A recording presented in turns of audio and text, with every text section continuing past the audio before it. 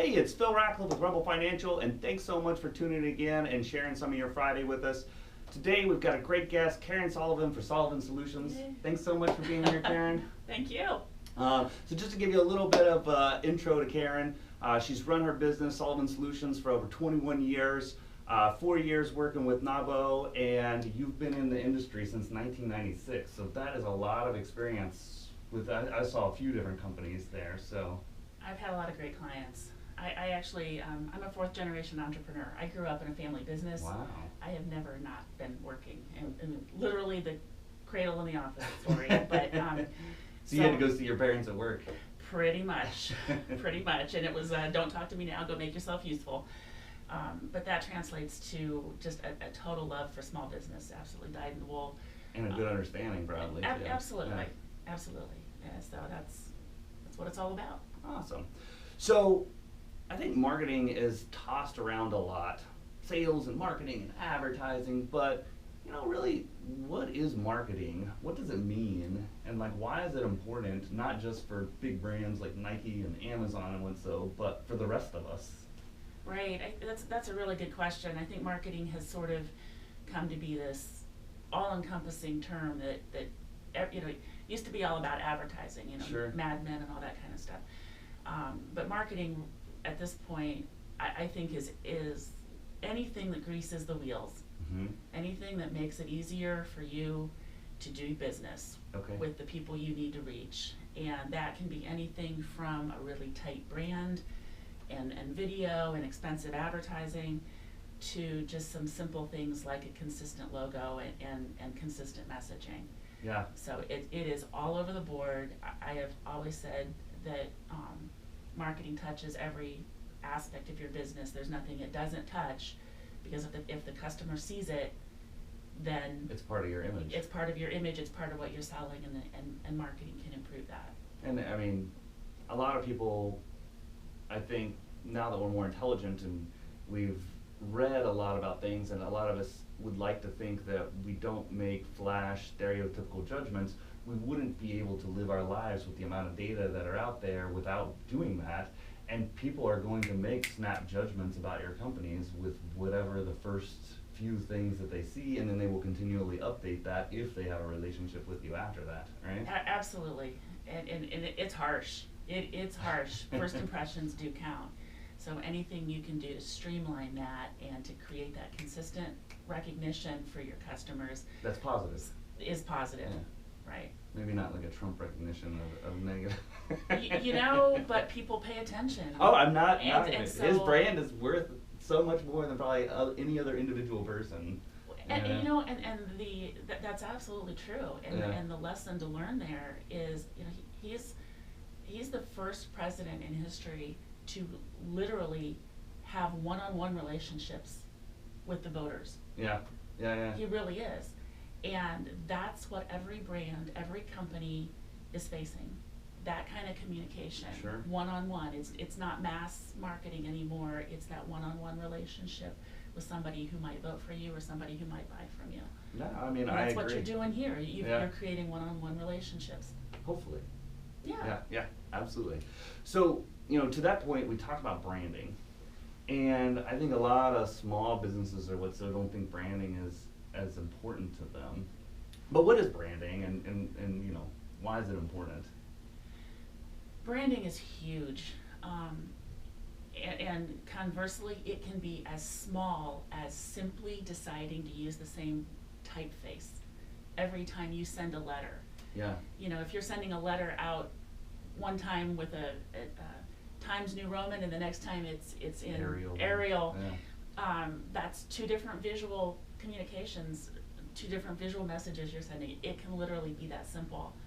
So while it's really fun and exciting and sexy to work on a big brand and go down the path of Coke versus Pepsi and all those stories, I really coach my clients, if you do nothing else, be consistent with those visual messages. Do the same thing every time. You don't have to have a big fancy logo if that really doesn't fit in your business plan. At least be consistent in how you represent the company. Yeah. Same way every time, just be consistent. And that's really what branding is all about. So it's interesting because I've got a couple analogies from our industry. And when I work with attorneys or accountants, and so like attorneys especially love this one. It's where they say if you don't have an estate plan, you've still got an estate plan. It's just whatever the state law and the courts say it is. And then same thing on the tax. If you don't have a tax plan, then you're just paying Uncle Sam whatever Uncle Sam says you're going to pay them, which is probably not going to be the best outcome for you. So I would say the same thing with branding. You don't not have a brand, you just don't have a good one. Right. And the question is it working for you or is it working against you? Yeah. And you just want to make sure that whenever you get those choices, it's working for you. Sure. Okay. So maybe share with us a couple, maybe one or two tips or stories or what so that may be able to help our viewers. Well, I mentioned that I absolutely am passionate about working with small businesses, and that's really what it's all about for me. And in fact, I don't even like the term small business because for anybody who has one, it's big business. It's bigger than life. It tends to run your life. But what I see over and over again is those same people who are pouring blood, sweat, and tears into their businesses trying to make it work. They know everything about their business. They know what they're selling. They know all the features that are important to their customers. But very, very often they forget to turn it around and take into consideration what their customers are really buying. And it's not the same thing. The why. It's the why. The emotion. Yeah. And it is the emotion. Yeah. You know, you hear features versus benefits tossed around a lot. But the benefit of your product to me is very different from the features of the plan or the product that you're selling. Sure. So turning it around, you know, one of my favorite stories, I've got a client who's a friend of Mark Cuban's, and she does, you know, probably to Mark's chagrin, what every friend of Mark Cuban probably does. She picks up the phone. Hey, Mark, I've got this wonderful business idea. I want to go on Shark Tank. First question, okay, what are you selling? And she has a wonderful vision for her product. Yeah. It's socially very socially conscious. It's a wonderful vision. So she's going in and, you know, we're going to change the world with this, just like every other entrepreneur. He comes back to her and he says, yeah, but what am I buying? Yeah. What's the business? Yeah. And that's completely different, and that's what people forget. So what am I buying out of all that? Yeah. It's interesting how many people have good or great ideas, and a lot of times I think even a lot of us have seen something on TV or something. You're like, I had that idea lots of years ago. Well, where was it? Why didn't it develop? You know, why didn't it happen? Right. And so, you know, in that respect, I think human beings are awesome as a whole, but it is interesting to me how small of a percentage of people turn that into a successful client-serving idea versus just an idea, you know? It's like so many other things, that's in the execution. Sure. And that comes back to, you've got that wonderful idea. You know, the other thing I think I see happen probably as much as anything, I hear all the time, well, I tried this for marketing, or I've spent so much money on marketing, it didn't work. I was talking to a client yesterday, and we were talking about her financials, and she said, you know, I've been running the numbers and looking at this, but I can see, over 2 years now, I see absolutely no correlation between the amount of money I spend in marketing and the amount of sales I bring in. Yeah. There's no correlation whatsoever. And I said, okay, well, let's talk about this a minute. What are you dumping into that marketing budget? What are those line items in there? Well, you know, we've got web hosting, and we've got stationery, and we've got, I'm like, okay, couple of associations. You know, I've got my NABO membership, I've got my Bar Association membership. Okay, I understand your bookkeeper probably wants those to go under the marketing bucket. Sure. But this is the really like administrative expenses. Exactly. Yeah. This is the 21st century. That's the cost of doing business. Sure. So the difference between whether you're paying $0 for a free Wix website with no hosting, or dedicated hosting on Rackspace, can literally be thousands of dollars, and there's no difference. So, well, I mean, if you had a lot of traffic, it would be. If you had the traffic, but a lot of people don't. They don't. So, you know, at the lower end, it doesn't matter how much you spend necessarily in that for most illustration. small business owners. So are you doing the right things, and are you executing, and are you taking care of what the marketing is doing for you? And a lot of times people, They're not being efficient at it. they're not Yeah. being efficient, and they don't pay attention.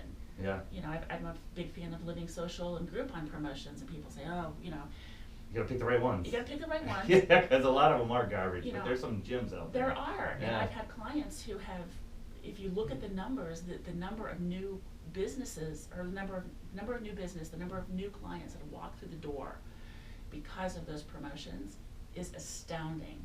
And if you really get into it, you need to ask new clients really how they found you, or you're not gonna know what the ROI really was. You do. Yeah. But you know what? Once you get them in the door, that's when it flips over to the sales. That's when it flips over to customer service. Sure. That's an operations issue. Yeah. And you've got to take care of them once you're in there. Yeah, because So customer experience is part of your brand it and absolutely experience is. as well. Yeah. It yeah. absolutely is. So you can't waste your marketing dollars on not executing on the back end either. So Yeah. Yeah, I think companies that are really successful at that, their referrals are probably more valuable than the money they spent on getting them in the door in the first place. Absolutely. And that is an important part of your marketing and branding and customer experience as well too. And that, I totally agree, that goes in the marketing category, not just in operations. Yeah. You know, well, you could categorize a certain percentage of it. The thing that everybody does is operations. The thing that you do above and beyond that makes you awesome is marketing. Right. You know, And, so. and it's the things that grease the wheels. Back to, you know, what is marketing? It's the thing, anything that greases the wheels to bring people. So let me in. ask you one last question. Since we're doing this, like, how do you feel about video and social media? Because I personally, when I think about my small business clients, they're very polarized on that. Some people are like, yeah, it's great. I connect with a lot of people. I Right. have a lot of people on there. I hate social media. It's an intrusion into my life. I don't want to participate into it. I don't need it. I've got a successful business. So what are your thoughts on that? Well, believe it or not, I still have clients that try to say that about websites.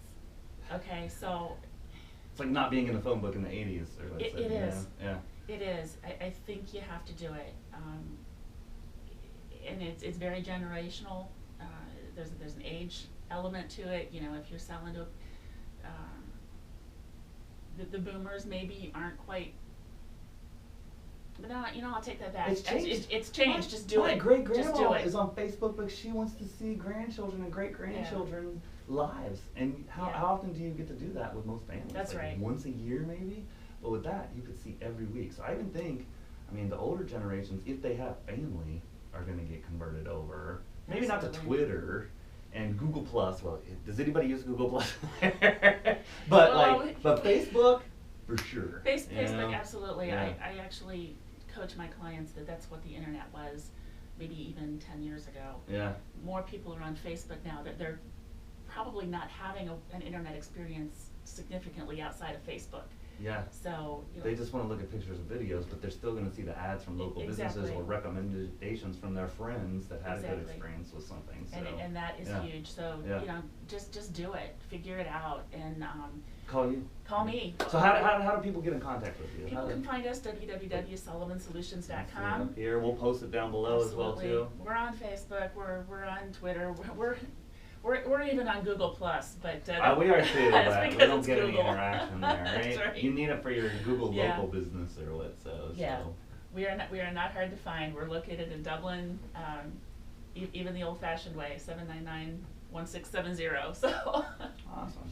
Well, thanks so much for being here, Karen. I hope you guys learned a lot. We personally think it's very important. I mean, look what we're doing. You know, Absolutely. marketing, branding, helping people, connecting with people is so very important to all of our lives, whether you're a business owner or not.